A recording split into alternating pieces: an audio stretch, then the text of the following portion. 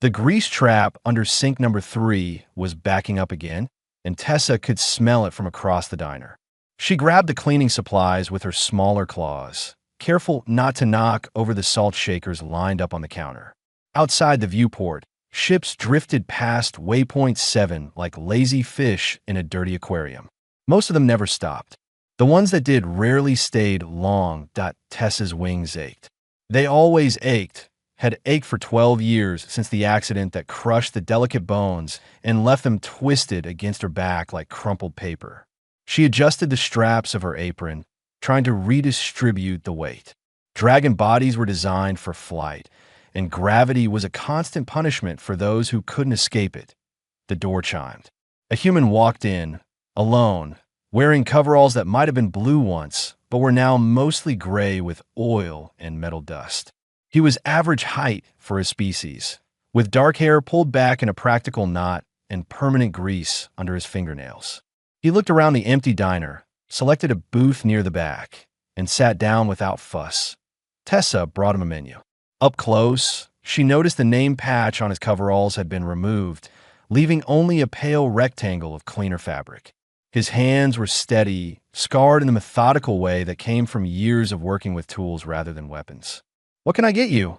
she asked. He studied the menu for exactly 3 seconds. "Synthetic protein stew.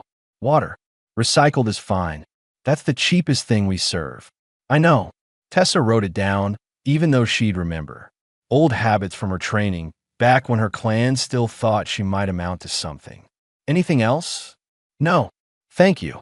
She brought him his food. He ate slowly, reading from a battered technical manual propped against the napkin dispenser. The pages were covered in handwritten notes, diagrams sketched in the margins. Engineering specifications from what she could see.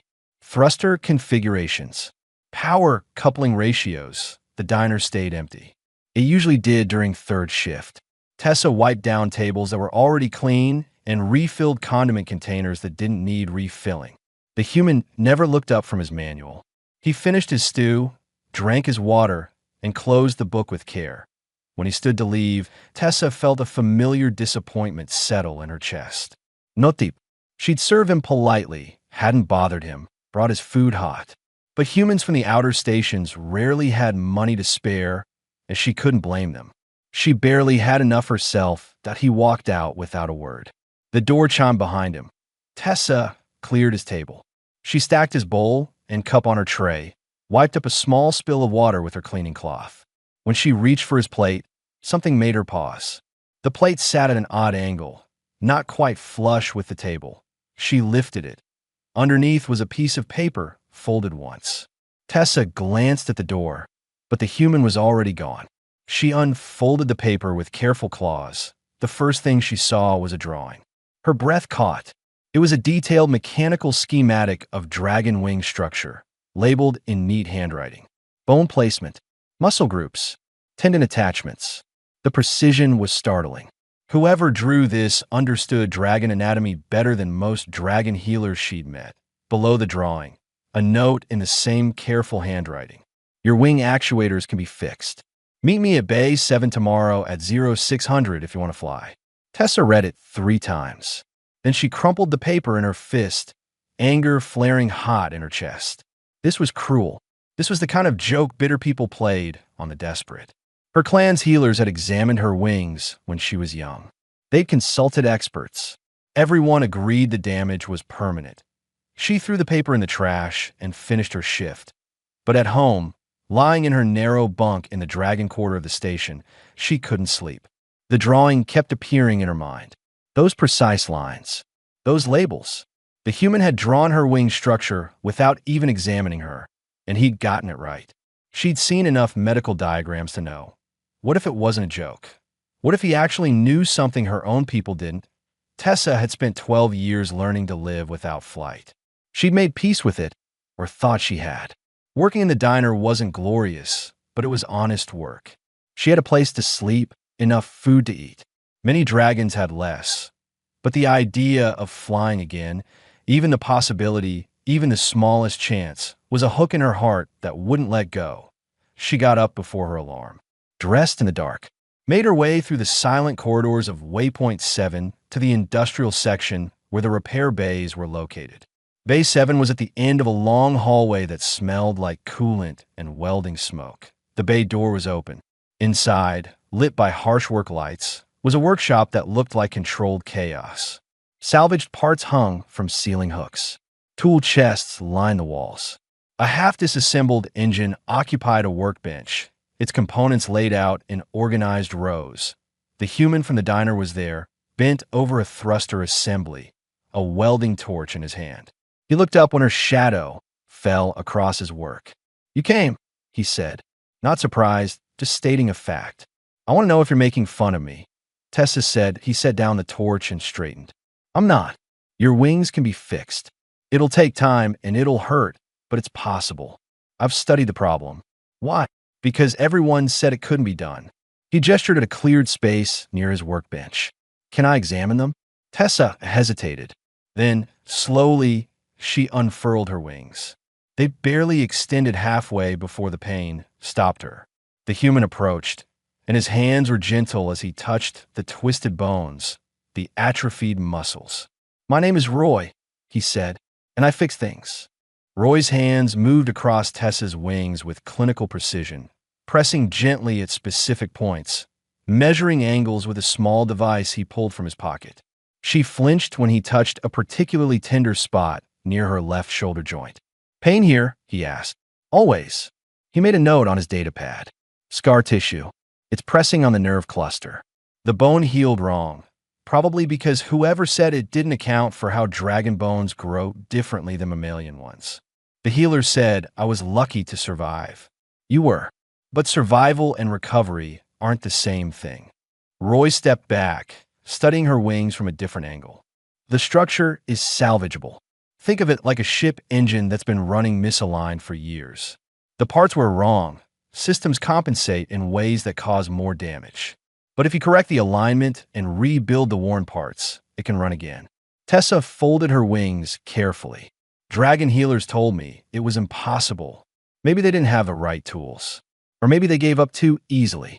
Roy returned to his workbench and pulled out a battered notebook, flipping through pages covered in sketches. "I've been on this station 3 years. I've seen a lot of species, a lot of biology. Started documenting patterns. Dragons aren't that different from certain Earth birds structurally. Bigger, sure, more complex musculature, but the principles are the same. You compare us to birds.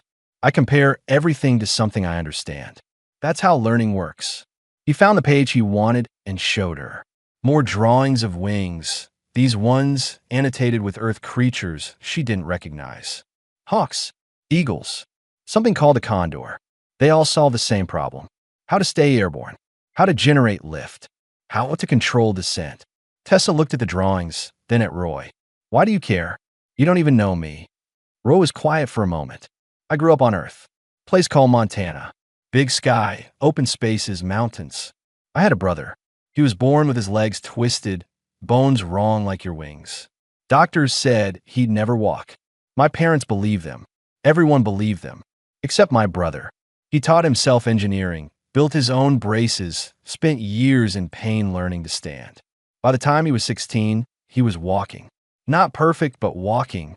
Where is he now? Dead. Ship accident 5 years ago. Not related to his legs. Just bad luck." Roy's voice stayed level, but something in his expression shifted. "But before he died, he told me something. He said the worst part wasn't the pain or the work. It was everyone telling him to accept what he couldn't change. He said accepting limits other people put on you is its own kind of death." Tessa's throat tightened. She knew that feeling, knew it in her bones. "I can't pay you," she said. "I barely make enough to cover my housing. Don't want your money. Want you to help me with something else." "What?" Roy walked to the back of his workshop and pulled a tarp off a large shape. Underneath was the skeleton of a small ship, cobbled together from parts that clearly came from a dozen different vessels. The frame was solid, but the components were mismatched, salvaged, repurposed. "I'm building this ship for someone who can't fly traditional controls. Modified interface, compensating systems. Proof that limitations are just problems waiting for solutions." He looked at Tessa. I need someone to test it eventually. Someone who understands what it means to be told you can't do something. You want me to fly a ship before I can even fly myself. I want you to believe it's possible. For both. Tessa stared at the ship frame. It was ugly and beautiful at the same time. A thing made from broken things. When do we start? She asked. Roy smiled. It was small but genuine. Now. The next hour was pain. Roy had built a frame with adjustable supports, and he guided Tessa through specific movements, extending her wings as far as they'd go, holding the position while he timed it, folding them in precise ways that made the damaged muscle scream. She gritted her teeth and kept going. Your muscles have atrophied, Roy explained as she gasped through another repetition. They've been compensating for the misaligned bones for years, developing all wrong. We need to rebuild them correctly. It's going to take months, maybe longer. How do you know this will work? I don't. Not for certain. But I know if we do nothing, nothing changes. And I know you showed up this morning, which means part of you still hopes. Tessa wanted to argue, but she couldn't. He was right. They worked until her wings trembled too much to continue. Roy made her drink water and sit down, then measured her progress in his notebook. Numbers and angles that meant nothing to her, but apparently meant something to him. Come back tomorrow, he said. Same time, every day until either this works or we've tried everything. I work nights at the diner. I know. I've been eating there for 2 years. You're always there during third shift. Tessa blinked. 2 years? I don't remember you. I don't talk much. And you're busy. Roy packed his tools away with practiced efficiency. But I noticed things, like how you carry your left wing lower than your right. How you turn your whole body instead of looking over your shoulder because it pulls on the damaged tendons. How you never complain even when customers are rude. You learned all that from eating synthetic stew. I learned that you're tougher than you think you are. That's why I left the note. Tessa walked back to her quarters as the station's lights shifted to simulate morning. Her wings ached worse than usual, but it was a different kind of pain. The pain of muscles waking up after a long sleep. The pain of something beginning instead of ending. She thought about Roy's brother. About choosing to try even when everyone said it was hopeless. Maybe some things were worth the pain. 3 weeks passed like water wearing down stone. Every morning, Tessa dragged herself to base 7. Every morning, Roy put her through exercises that made her want to quit.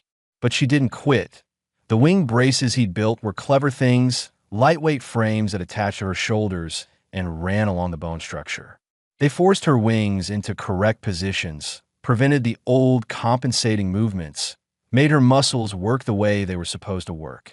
Wearing them felt like being trapped and freed at the same time. 10 more seconds, Roy said, watching his timer. Tessa held her wings extended, the muscles burning. Her whole body shook with effort. The second hand on Roy's timer moved like it was stuck in mud. 5 seconds. She could feel the familiar sharp pain in her left shoulder, the one that usually made her stop. She pushed through it. 3, 2, done. Tessa folded her wings and gasped. Sweat dripped down her neck despite the cool temperature of the workshop. 30 seconds today, Roy noted in his book. You've doubled your extension time since we started. Doesn't feel like progress. Progress never does when you're in it. He handed her water. Your right wing is improving faster than your left. The scar tissue there is breaking down. You're going to feel it tonight, probably burning sensation. That's normal. Tessa drank deeply. Through the workshop windows, she could see ships docking and departing. She used to avoid looking at them, hated the reminder of what she couldn't do. Now she watched them differently, studying how they moved, how they adjusted for drift, how they landed. Can I ask you something? She said. Roy looked up from his notes. Sure. Why are you still here? On this station, I mean. You're good at what you do. You could work anywhere. He considered the question while cleaning his tools. Waypoint 7 is full of people who ended up here because nowhere else wanted them. Criminals, refugees, failures, outcasts. The station doesn't care about your past. It only cares if you pull your weight today. He set down the wrench he was holding. That matters to me. Places that give second chances are rare. Is that what you're giving me? A second chance? I'm giving you information and tools. What you do with them is your choice. Over the following days, Tessa noticed changes beyond her wings. She stood straighter, moved with more confidence. The constant background ache that had defined her existence for years was shifting, becoming something different. Not gone, but purposeful. Pain with a reason. Other people noticed too. At the diner, a regular customer, a Kelvin trader with cybernetic arms, asked her if she'd been exercising. Something like that, Tessa said. You look good. Healthy. Whatever you're doing, keep doing it. The compliment surprised her. She realized she'd been invisible for so long she'd forgotten what being seen felt like. That night, during her shift, a Murph family came in. The mother was young, her child clinging to her fur, and both of them looked exhausted. Tessa brought the menus, and the mother ordered the cheapest items, counting her credits twice before confirming. Tessa remembered being that desperate. Still was, most days, after they ate, she cleared their table and found the mother had left exact payment, no tip. But there was something else. A small carved figure, clearly handmade. A Mer tradition, payment in craft when credits were short. Tessa picked it up carefully. It was a tiny bird, wings spread. She found Roy the next morning in his usual spot, working on a salvaged ship. The frame was more complete now. She could see where the cockpit would be, the engine mounts, the control systems. I've been thinking about what you said, Tessa told him. About this place, giving second chances. Roy looked up from his welding. Yeah, there are a lot of people here who need help. Not just me. I know. I help when I can. The Kelvin trader. The one with the cybernetic arms. You fixed those, didn't you? Roy shrugged.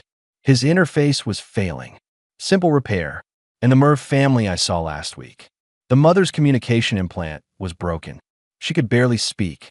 This week it works fine. Communication is important. Tessa stepped closer. How many people have you helped? I don't keep count. Why not tell anyone? Because then they feel like they owe me something. They don't.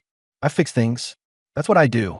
It doesn't matter if it's a ship engine or a person's cybernetics or your wings. The principle is the same. Find the problem, solve it, move on. That's not how people work, Roy. When you help someone, it means something. It changes things. He was quiet for a long moment. I had a teacher once back on Earth. Shop teacher, guy named Harris.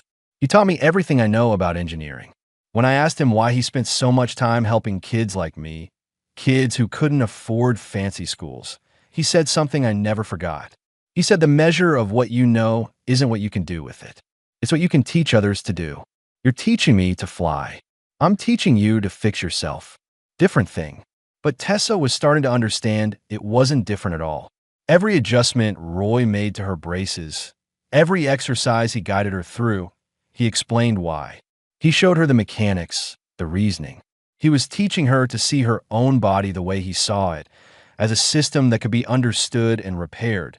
She was learning to be her own mechanic. That evening at the diner, Tessa started really watching the customers. Not just taking orders, but seeing them. The Kelvin trader sat straighter now, his cybernetic arms moving smoothly. The Mer mother laughed with her child.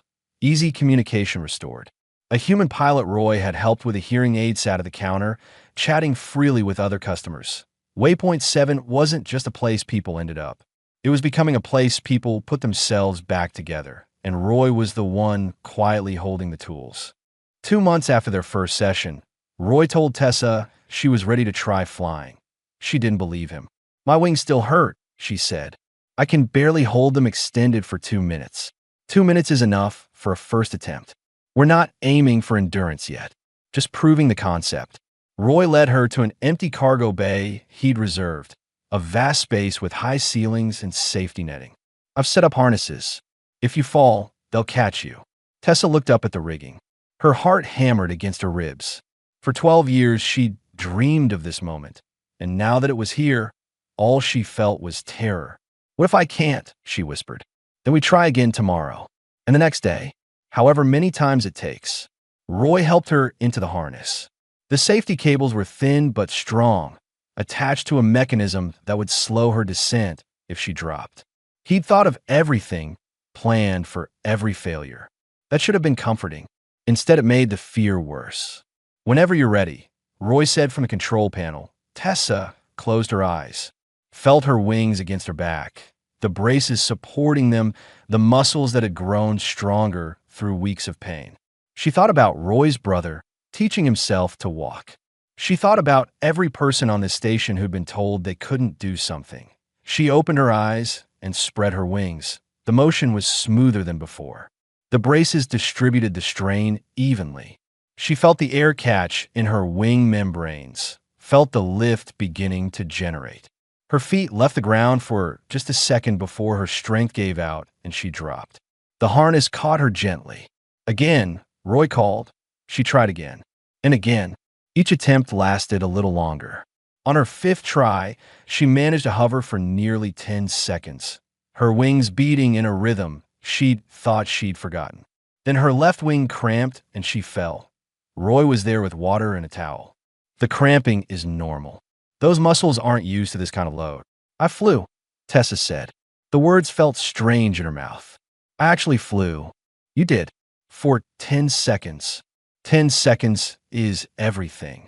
Over the next week, word spread through the Dragon Quarter of the station. Tessa, the flightless one, was flying. Some dragons came to watch, skeptical and curious. They stood at the cargo bay windows, wings folded, and witnessed what their own healers had said was impossible. An elder named Reth approached her after one practice session.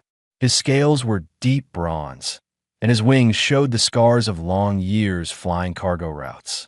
I heard rumors. Didn't believe them. Tessa folded her wings carefully. It's real. The human did this? The mechanic? He taught me how. I did the work. Reth studied Roy, who was adjusting the safety rigging across the bay. Our healers examined you as a hatchling. They said the damage was permanent. They were wrong. Or they didn't have the right knowledge. A human understands dragon physiology better than dragons do. He understands systems. Biology is just another system.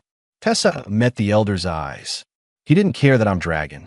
He saw a problem he could solve, so he solved it. Reth was quiet for a long time.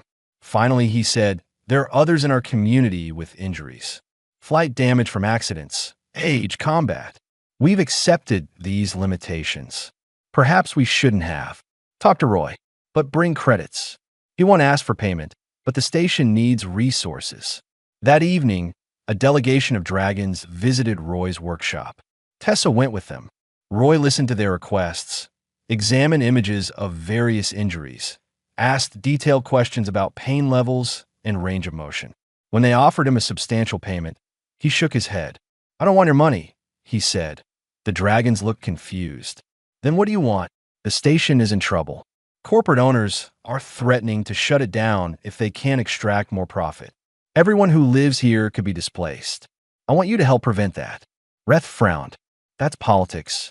We're traders, not activists. You're residents. This is your home too. We can find another station. Tessa stepped forward.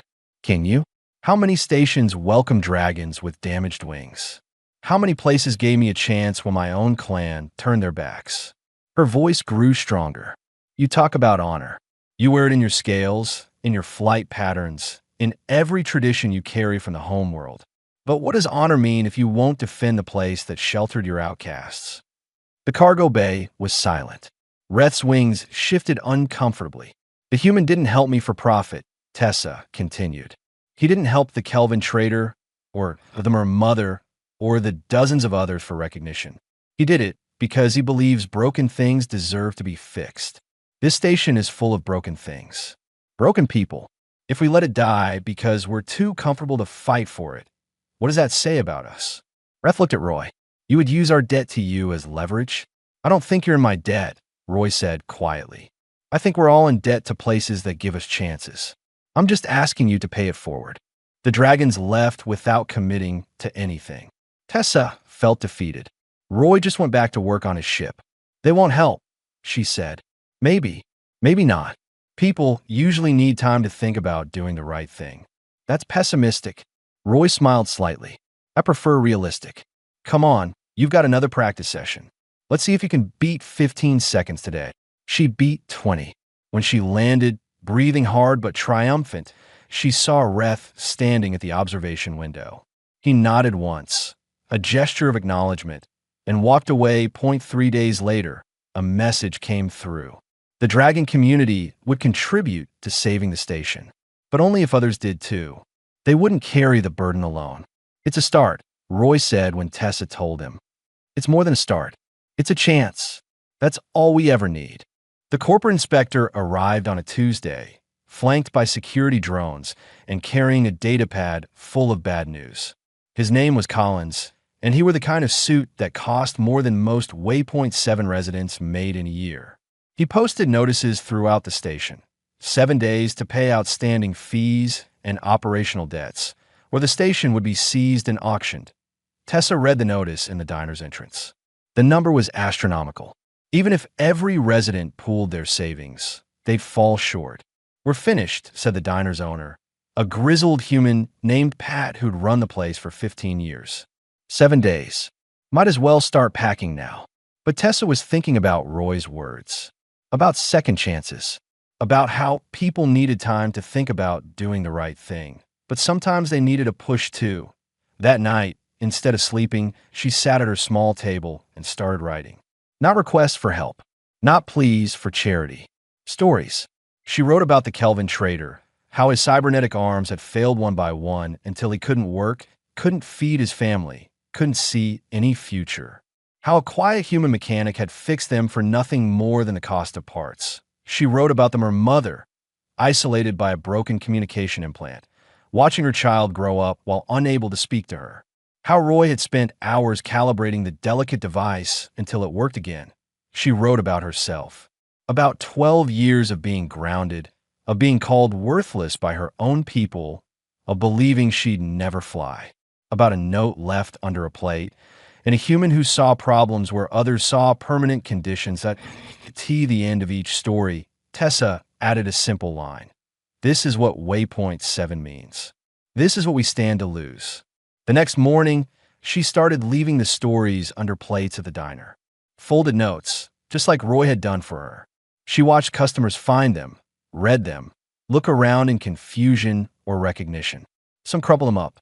Others folded them carefully and put them in pockets. Word spread. People started talking, not about the debt or the corporate inspector, but about Roy, about what he'd done quietly, without recognition, for years that a ship Captain Tessa had never met came into the diner. The human mechanic. Roy. He fixed my navigation system last year. I'd been quoted 2,000 credits at the big stations. He charged me 50 and told me how to maintain it myself. Where can I find him? Bay 7, Tessa said. Why? I want to help. Whatever he needs. More came. The Kelvin trader. The Mer mother. A dozen others Tessa didn't know. People Roy had helped in ways she'd never heard about. A human woman whose prosthetic leg had been giving her constant pain until Roy adjusted the interface. A young mechanic from the station's repair crews who Roy had trained, teaching him skills no school had bothered to. They gathered at the diner during Tessa's shift, and the space filled beyond capacity. Pat had to open the back room to fit everyone. They weren't a community, not really.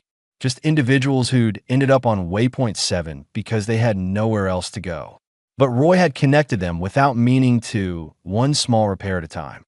We need to save the station, Tessa said, standing on a chair so everyone could see her. Her wings were folded but straight, no longer twisted. Some people noticed.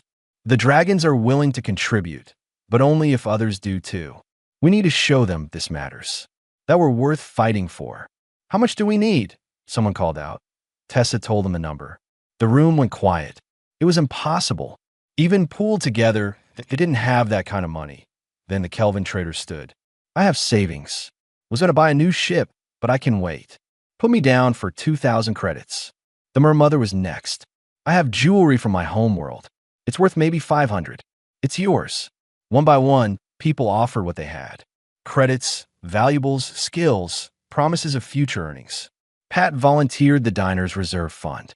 The ship captain offered to spread word through the trading networks, drum up support from people who'd passed through Waypoint 7 and remembered it kindly. By the end of the night, they had commitments for nearly half the needed amount. Not enough, but more than Tessa had dared hope for. She found Roy in his workshop after a shift. He was working late, as always, putting finishing touches on the salvaged ship. It looked almost complete now, a patchwork vessel built from discarded parts, but somehow elegant in its functionality. "People are talking about you," Tessa said. Roy didn't look up from his work. "I heard. They want to help save the station. Because of you. Because of what the station represents. I'm just a mechanic. You're more than that." Tessa moved closer. "You don't see it, do you? Every person you've helped, you've given them their lives back. Not just fixed their problems, but shown them that their problems matter. That they matter." Roy set down his tools. "I don't want to be some kind of symbol." "Too late. You already are." She pulled out her notes, the story she'd been writing. "I've been leaving these around, telling people what you've done. Not to make you uncomfortable, but because they needed to know.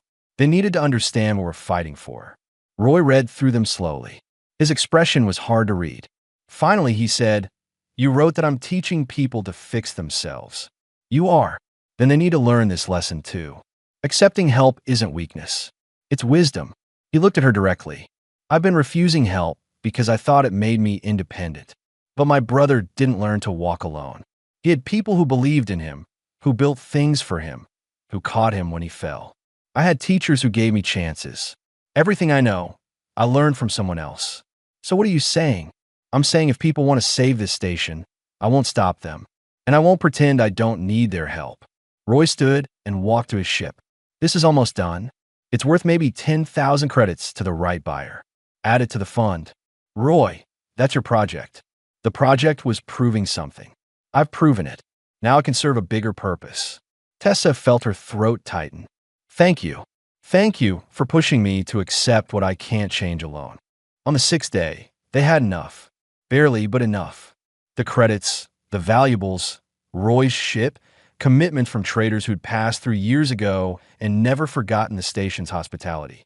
It added up to exactly what Collins had demanded, plus a small surplus.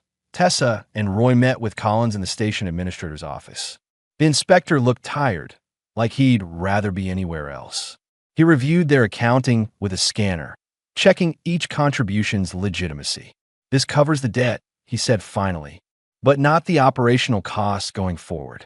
The corporation wants profit, not break-even." "Then we'll buy the station outright," Roy said.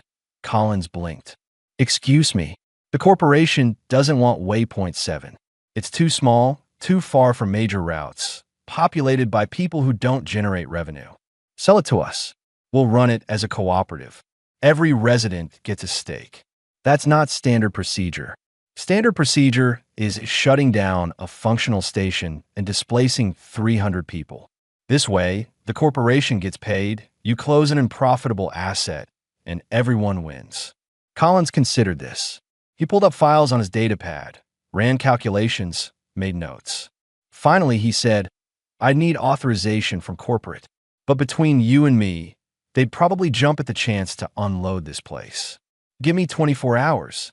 Those 24 hours felt longer than the previous 2 months combined. Tessa worked her shift at the diner in a daze. People kept coming in, asking for updates, and she had nothing to tell them. Roy disappeared into his workshop and didn't emerge. The next morning, Collins called them back to the administrator's office. He looked like he hadn't slept. Corporate approved the sale. They want 10% above the debt payment. It's more than you have. Tessa's heart sank. They'd come so close. Wait. Roy pulled out his personal datapad. "I have savings. Not much, but enough to cover the gap." "That's your money," Tessa said. "Your emergency fund. This is an emergency. And it's not just my money anymore. It's our station." Collins processed the transaction. It took 3 hours of paperwork, authorization codes, and legal verification. But by midday, Waypoint 7 belonged to its residents. The celebration was loud and chaotic. People gathered in the common areas, sharing drinks and stories. The dragons did an aerial display through the main concourse, their wings creating patterns of light and shadow. Even Reth smiled, a rare expression for the old trader. Tessa found Roy outside the diner, watching the celebration through the viewport. He looked uncomfortable with the attention, but something in his expression had softened. "You did it," she said. "We did it. All of us. You gave up your ship, your savings, everything you had." Roy shrugged. "Things can be rebuilt. This place, these people, that's harder to replace." He turned to look at her. How are your wings? Strong enough. Tessa spread them slightly. The motion was smooth now, controlled. I've been practicing every day. Want to try full flight? No harness this time. Fear and excitement mixed in her chest. Now, why not? They went to the cargo bay. Word spread quickly, and by the time they arrived, a crowd had gathered. Tessa saw Pat from the diner, the Kelvin trader, the mermother and her child, Reth and other dragons. People who'd become something more than strangers sharing a station. Tessa removed her wing braces. She'd been wearing them for so long they felt like part of her, but Roy had told her yesterday she was ready to fly without them. The stabilization was in her muscles now, not the metal. She stood in the center of the bay. Closed her eyes, felt the air currents, the space around her, the weight of her body. Felt the strength in her wings, earned through months of pain and patience. She jumped and spread her wings in one motion. The lift came immediately. Her wings caught the air, beat down with power she'd forgotten she possessed. She rose. Higher. The ceiling approached, and she adjusted, banking left, feeling the physics of flight return to her body like an old language suddenly remembered. She flew a full circuit of the bay. Not graceful, not perfect, but flying. Really flying. When she landed, her legs shaking from exertion, the crowd erupted. Dragons trumpeted. Umans cherat. The mermother made a sound of pure joy in her newly fixed voice. Roy walked over, and for once, he was smiling broadly. You did it. We did it. Tessa couldn't stop grinning. Tears ran down her face, and she didn't care. Thank you. For everything. For not giving up on me. Thank you for showing up that first morning. For trusting that maybe everyone else was wrong. That evening, Tessa worked her last shift at the diner. Pat had promoted her to partner, which meant she'd be managing operations while he handled the cooking. It was more responsibility, more stress, but also more purpose. Near the end of her shift, Roy came in. He sat at his usual booth and ordered his usual meal. Synthetic protein stew, recycled water. Tessa brought it to him with a smile. You know we have better food now, right? You don't have to order the cheapest thing. I like what I like. She left him to eat and read his manual. When he stood to leave, he pulled out his credit chip. It's on the house, Tessa said. Like always. I know, but I wanted to leave a tip this time. After he left, Tessa cleared the table. Under his plate was his credit chip, worth more than the meal cost. But there was something else. Another note, folded carefully. She opened it. You taught me something too. The bravest thing isn't fixing what's broken. It's believing broken things deserve to be fixed. Thank you for believing. Roy. Tessa stood there holding the note, looking out at the station that was now truly home. Ships came and went, carrying people to distant places. But some people stayed. Some people found their place among other broken things, and together built something worth protecting. She folded the note carefully and placed it in her pocket, next to the first one Roy had left her. Then she returned to work. There were always more customers to serve, more stories to hear, more chances to pass along what she'd learned. Sometimes the smallest gesture could change everything. Sometimes it just took one person believing in you to help you remember how to fly.